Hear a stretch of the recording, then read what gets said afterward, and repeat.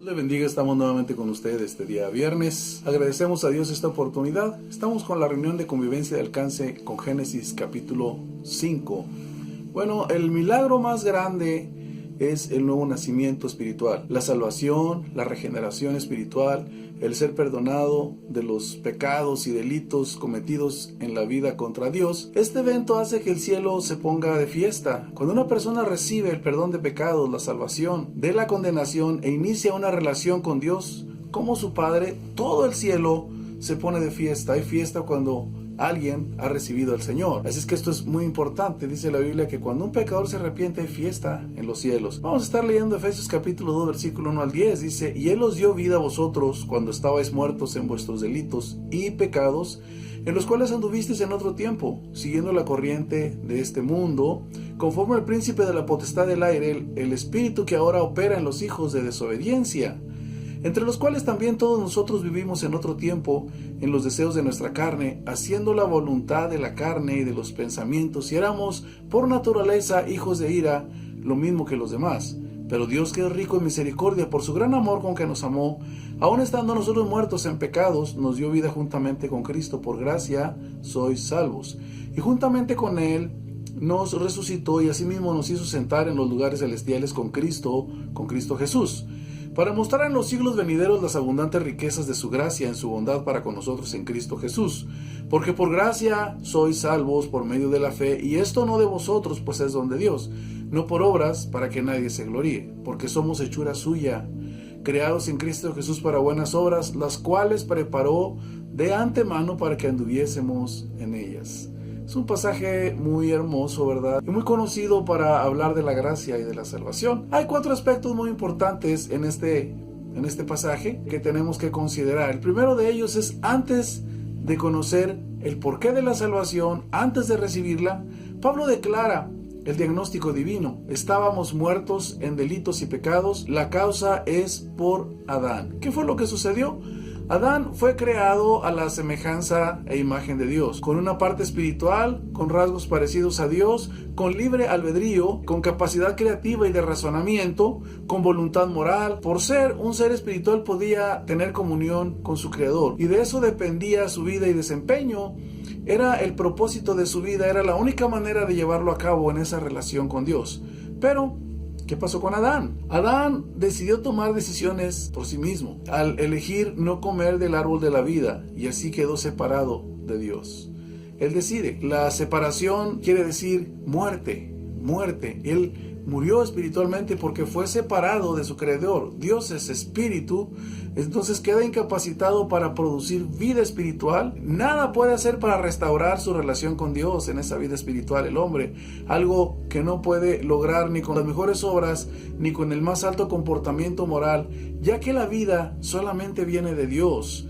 Y el hombre no tiene la capacidad de producir esa vida espiritual. Para un desarrollo pleno, presente y futuro en la eternidad, el hombre no tiene esa capacidad creativa. Eso es lo primero. O sea, estábamos muertos en delitos y pecados, es lo que dice. Imagínese un muerto vivo, ¿verdad? Caminando, pero era por consecuencia del pecado. La muerte era la separación de Dios. Así es que la consecuencia fue que nosotros también fuimos afectados por Adán. Segundo, el tipo de vida que producía nuestras vidas sin Dios. Caminábamos en las corrientes de este mundo, en nuestro egoísmo, guiados por nuestros propios pensamientos, energizados por la maldad y el príncipe de este mundo, como hijos de ira, ajenos y contrarios a los caminos de Dios. Entonces era lo segundo. Eso es lo que era la vida, o lo que es la vida sin Dios. En esta condición, Cristo nos dio vida y nos da una posición en los cielos y en esta vida como hijos de Dios a través del nuevo nacimiento, en el perdón de pecados, en la reconciliación con Dios y la regeneración de nuestro espíritu con el poder vivificante de su espíritu. Aquí empieza la transformación, ¿verdad? En cuarto lugar, es la manera en que nos otorga esa vida, es solo por su gracia, por la obra que Cristo realizó, ¿verdad?, por nuestros pecados, y la obtenemos por fe, creyendo y aceptando el pago como nuestro gratuitamente, invalidando toda acción nuestra para obtener nosotros el resultado, ¿verdad?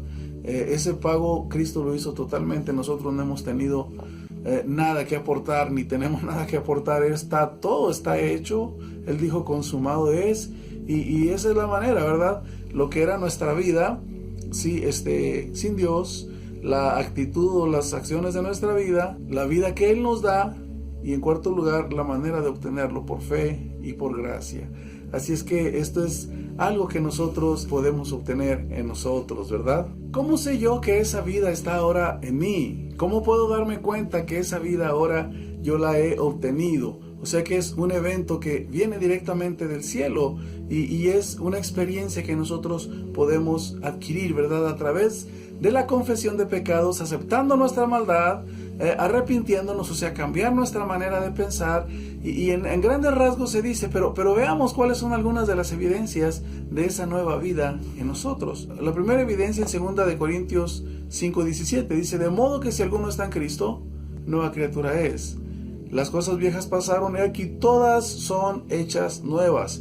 En Juan 1:12, 13, versículos del Evangelio de Juan, y capítulo 3, versículos 3 y 6, dice, mas a todos los que le recibieron, a los que creen en su nombre, les dio potestad de ser hechos hijos de Dios, los cuales no son engendrados de sangre, ni de voluntad de carne, ni de voluntad de varón, sino de Dios. Respondió Jesús y le dijo, 3:3, de cierto te digo que el que no naciere de nuevo, no puede ver el reino de Dios. Lo que es nacido de la carne, carne es, y lo que es nacido del Espíritu, Espíritu es. Hace años nacimos físicamente de nuestros padres, pero hay un día en que a través de la regeneración, del perdón de pecados, a través de recibir a Cristo, Él nos imparte su vida en nuestro espíritu y le da vida a nuestro espíritu que estaba muerto en nuestros delitos y pecados. Algo pasa dentro de nosotros. El milagro más grande que Dios efectúa es en nuestras vidas, ¿verdad? Cuando somos perdonados y nos imparte esa vida, hay una convicción en nosotros de esa nueva vida. En nuestros pensamientos ahora buscamos otro rumbo.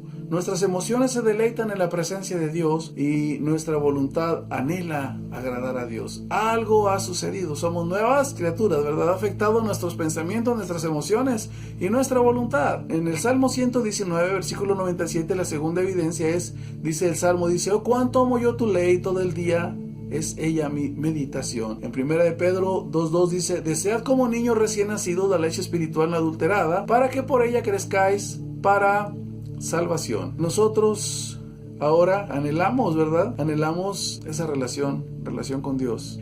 Su presencia, anhelamos tener comunión con Dios. Tenemos deseos de Dios, ¿verdad? ¿Cuánto amo yo tu ley? O sea, tiene que ver con la palabra. Algo ha pasado dentro de nosotros. Anhelamos la palabra de Dios. Tenemos hambre de la palabra de Dios. ¿Sí? Anhelamos tener su presencia, anhelamos tener una comunión con Él, anhelamos alabarle, orar y buscar su rostro. Dice el Salmo 63:1-4, Dios mío eres tú. De madrugada te buscaré, mi alma tiene sed de ti, mi carne te anhela en tierra seca y árida donde no hay aguas, para ver tu poder y tu gloria, así como te he mirado en el santuario, porque mejor es tu misericordia que la vida. Mis labios te alabarán, así te bendeciré en mi vida, en tu nombre alzaré mis manos. Bueno, nosotros al tener esa nueva vida, anhelamos su palabra, anhelamos obedecerla, ¿sí? Anhelamos, como niños recién nacidos, ese alimento. Esa vida da muestras de que está en nosotros. Cuando un niño nace, busca comida, busca alimento, porque manifiesta la vida, ¿verdad? Y busca que lo cubran, que le den calor, que lo abracen.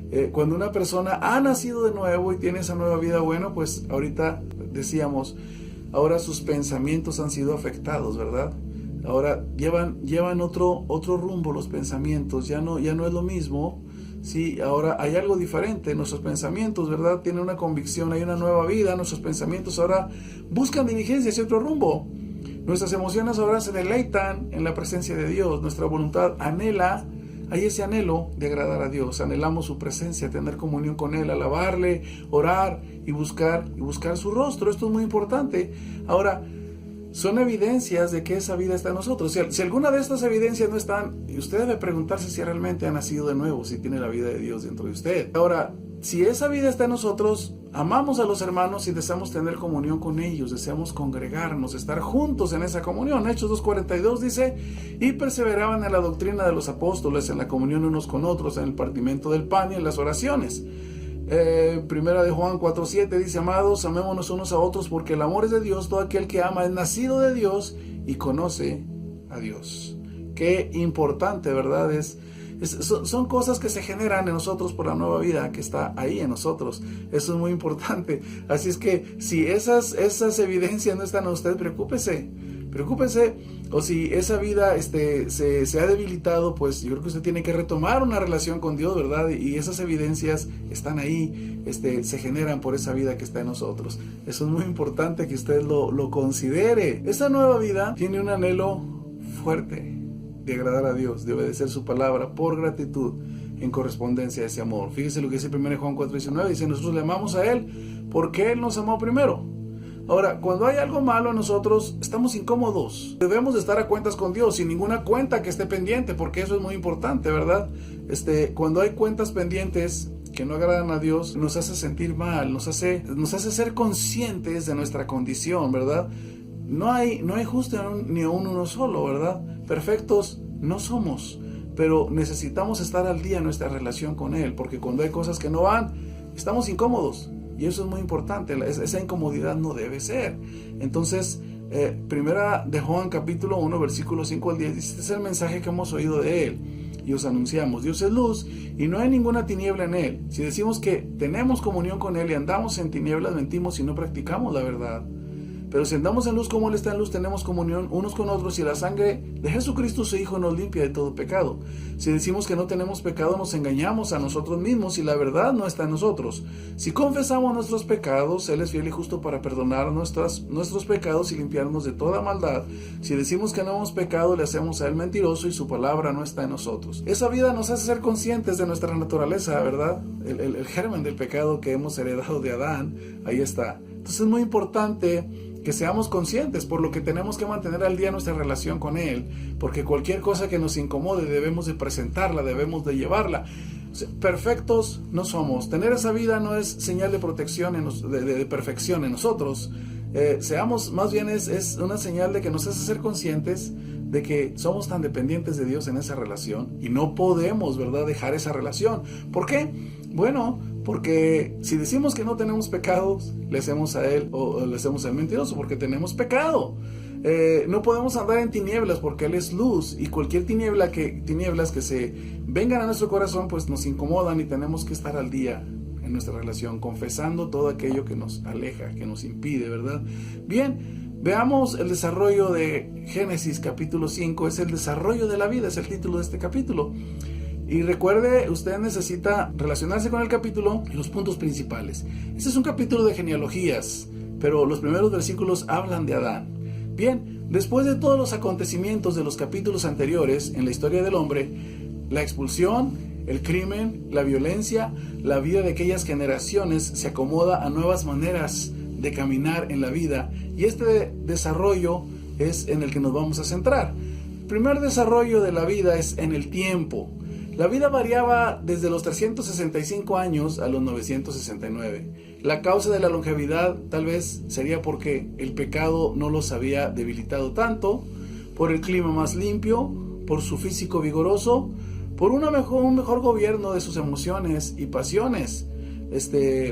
Quizás Dios mismo lo dispuso para la preservación de su verdad en los relatos orales de generación en generación. Sus vidas se describen: vivió, engendró y murió. Esa es la monotonía de las vidas, ¿verdad?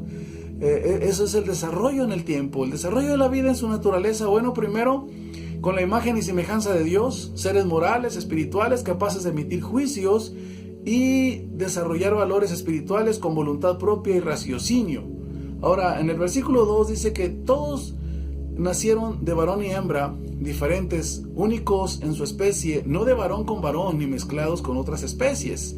1 Corintios 15:39 dice que la carne es de diferentes consistencias: la carne de los hombres, la carne de los animales, de las aves, de los peces, todo es diferente.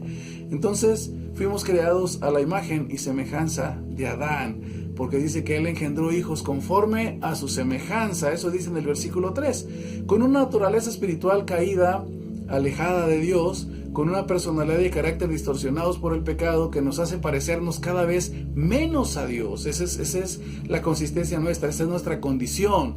Entonces, afectados por el pecado, aunque vivía muchos años y sus vidas transcurrían en un lúgubre y remoto tiempo, en una monotonía, vivir, engendrar, morir. Eran las consecuencias del pecado y eran ineludibles. Ellos tendrían que morir. Sí, esto tendría que ser escrito, está para los hombres que tengan que morir una vez, y después dice es el juicio.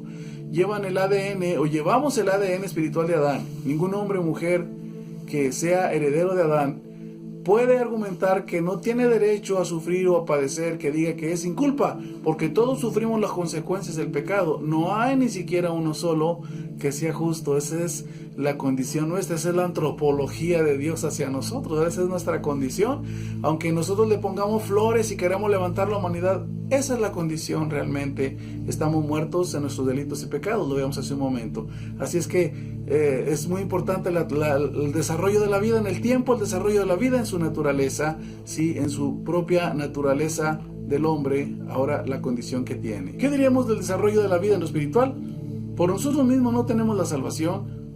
No podemos liberarnos de las consecuencias de la herencia espiritual de Adán. No podemos, ni con nuestras mejores obras, ni con todas las buenas intenciones, ni con toda la religión, ni nada. O sea, no podemos librarnos por nosotros mismos. Entonces, una vida más corta, más larga, solo nos hace pensar en las oportunidades que debemos aprovechar para encontrarnos con el Salvador, quien pagó nuestra deuda, reconciliándonos así a todos nosotros a través de Él con Dios. Ahora, versículo 24 nos habla de Enoc. Dice que él caminó con Dios y Dios se lo llevó. Tenemos la oportunidad de caminar con Dios como Enoc y llevar con Cristo una relación de fe a través de su palabra. Su vida, la vida de Enoc, no finalizó aquí en la tierra, fue trasladado al cielo. Así es la vida del creyente en Cristo. En Juan 14:1 dice: no se turbe vuestro corazón, creéis en Dios, creed en mí. En la casa de mi Padre muchas moradas hay, dice, y voy a preparar un lugar para ustedes, para que donde yo estoy, ustedes también estén. Es lo que el Señor nos promete, ¿verdad? En el Evangelio de Juan 14, en los primeros versículos. Esto es muy importante.